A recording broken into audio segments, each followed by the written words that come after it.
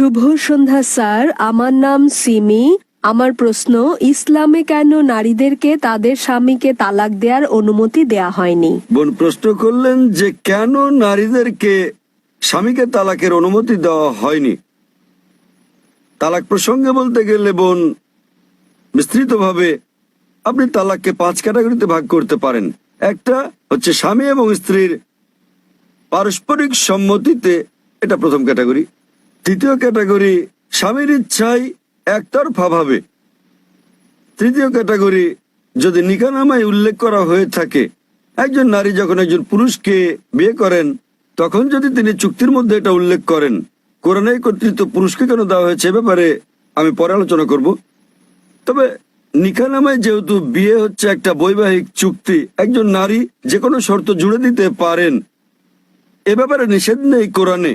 এই শর্তও দিতে পারেন যে আমি চাই না আমার স্বামী দ্বিতীয় স্ত্রী গ্রহণ করুক, কেননা একজনের বেশি স্ত্রী গ্রহণ ইসলামে আবশ্যকীয় নয়। এতে রাজি থাকলে বিয়ে হবে, না হলে হবে না। মহিলা অন্য একজন পুরুষ, পুরুষ অন্য একজন নারী খুঁজে নেবে।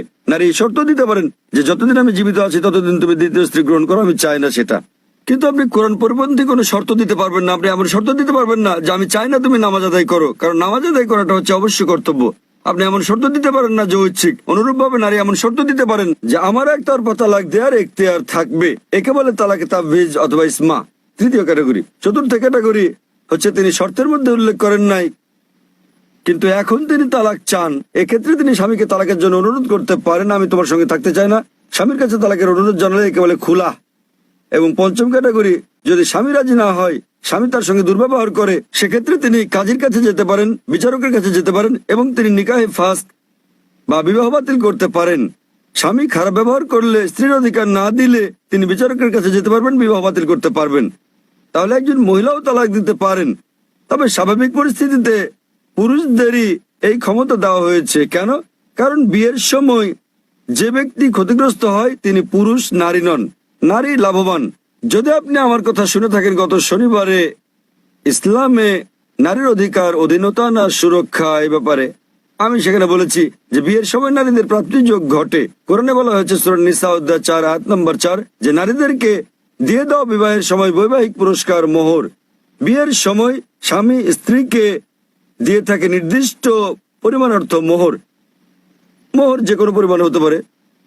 তাহলে ভাবুন, নারীর বিয়ের আগে এটা পুরুষের কর্তব্য, অর্থাৎ পিতা এবং ভাইয়ের কর্তব্য। বিয়ের পর এই দায়িত্ব তার স্বামীর, আর ছেলের তার অন্ন, বস্ত্র, বাসস্থান সহ সব আর্থিক বিষয়গুলো দেখা। যদি তালাক হয়ে যায় তাহলে তার দেখাশোনার দায়িত্ব হচ্ছে পিতামাতার। পিতামাতা না থাকলে সমাজের দায়িত্ব তার দেখাশোনা করা। সমাজ না করলে ইসলামী রাষ্ট্রের দায়িত্ব তার দেখভাল করা। তাই সে আর্থিক দিক থেকে নিরাপদ। যদি তালাক হয়ে যায়, পুরুষ তালাক দেয়, তো তার মোহর লস, কিন্তু নারীর প্রাপ্তিযোগ আছে।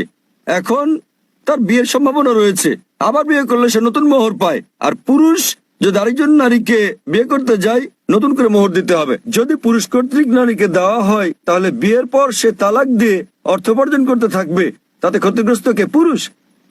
সুতরাং সর্বশক্তিমান আল্লাহ অন্যভাবে পুরুষের মর্যাদা রক্ষা করে থাকেন। অন্যথায় ইসলামে পুরুষের অধিকার শীর্ষক লেকচার দিতে হবে। কারণ তালাক হলে পুরুষ নারীর চেয়ে আর্থিক ও অন্যান্য দিক দিয়ে বেশি ক্ষতিগ্রস্ত হয়। নারী নিরাপত্তা পায় পরিবার থেকে, সমাজ থেকে, রাষ্ট্রের কাছে, পুরুষ তা পায় না।